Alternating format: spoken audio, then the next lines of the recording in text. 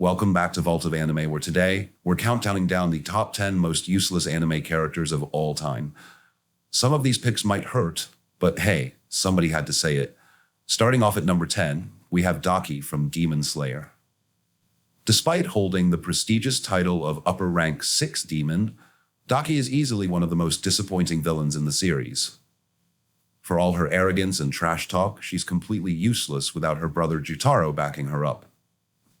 Tengen and the others figured out her weakness way too fast. And let's be honest, what kind of upper-ranked demon gets bodied by an inexperienced Tanjiro? Her entire personality boils down to, look how pretty and powerful I am, only to get absolutely demolished when it actually matters. Even other demons probably watch her fights and cringe. At number 9, we have the infamous Usopp from One Piece. Now, I can already hear the defenders typing, but what about God Usopp? What about Dressrosa? Look, I get it. Usopp has had some clutch moments, but let's talk about the other 90% of the time when he's either hiding behind his crewmates or running away from danger. For every cool sniper shot, there are dozens of scenes where he's paralyzed by fear or completely ineffective in battle. Sure, he's had character growth, but when it takes over 1,000 episodes to get there, was he ever really useful to begin with?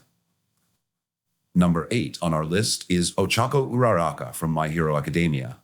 She started with so much potential, an interesting quirk, a strong motivation to help her family. But fast forward a few seasons, and what has she actually accomplished?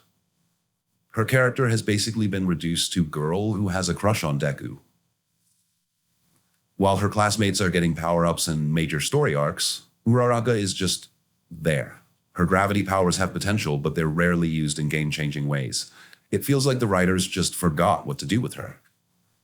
At number 7, we have Misa Amane from Death Note, aka Light Yagami's most loyal and most disposable follower.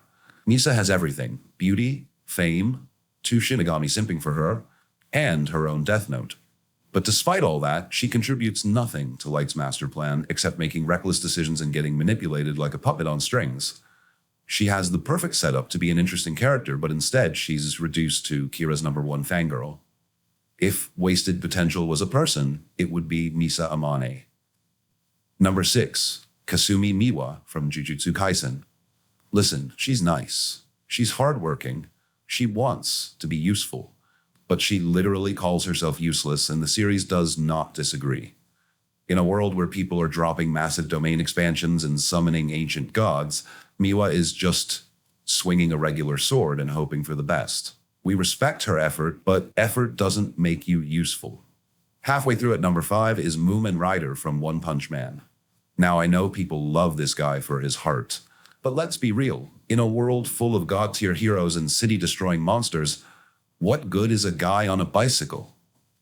His entire character exists to get beaten up so we can see how dangerous a villain is before the real heroes arrive. He's brave, sure, but bravery without effectiveness is just recklessness.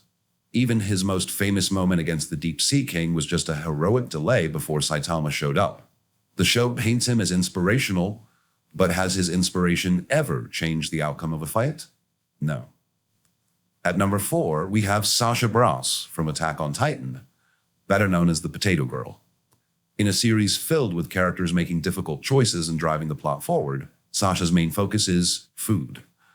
While every other Survey Corps member is developing skills, uncovering secrets, or shaping humanity's future, Sasha is mostly just there for comic relief. Sure, she's a great shot, that's Sasha, but her contributions never really change the story. And when she dies, what happens? People are sad for like 5 minutes and then the plot moves on completely unaffected. That speaks volumes. Number 3, Nanahoshi Shizuka from Mushoku Tensei Jobless Reincarnation. She's an isekai character in an isekai story, but somehow she still manages to feel like a background NPC. Her only real purpose is to remind people that Japan exists. She barely interacts with the main plot, doesn't grow as a character, and contributes nothing significant to the story. She could have been cut from the series entirely, and almost nothing would change. Runner-up at number 2 is Orihime Inoue from Bleach. Having the power to literally reject reality should make her one of the strongest characters in anime. Instead, she spends most of the series either crying, whispering Kurosaki-kun, or waiting to be rescued. Her healing abilities could be game-changing, but they're criminally underutilized. During the Hueco Mundo arc, she's basically a damsel in distress for dozens of episodes.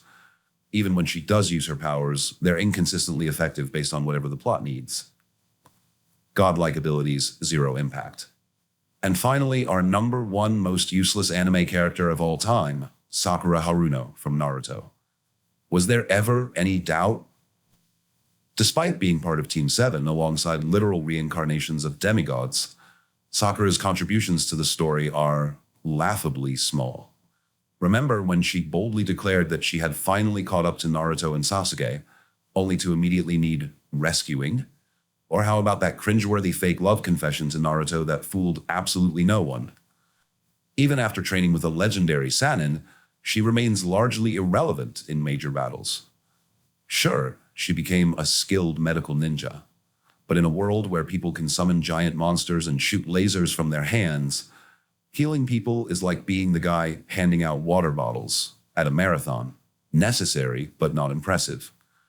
Her entire character is overshadowed by her obsession with Sasuke, and let's be real, her most memorable moment is probably crying. If that doesn't deserve the top spot, I don't know what does. And that wraps up our list of the most useless anime characters of all time. Did we roast your favorite? Are you furiously typing a comment about how Usopp is actually the MVP? Let us know. And don't forget to like, subscribe, and stay tuned for more anime takes right here on Vault of Anime.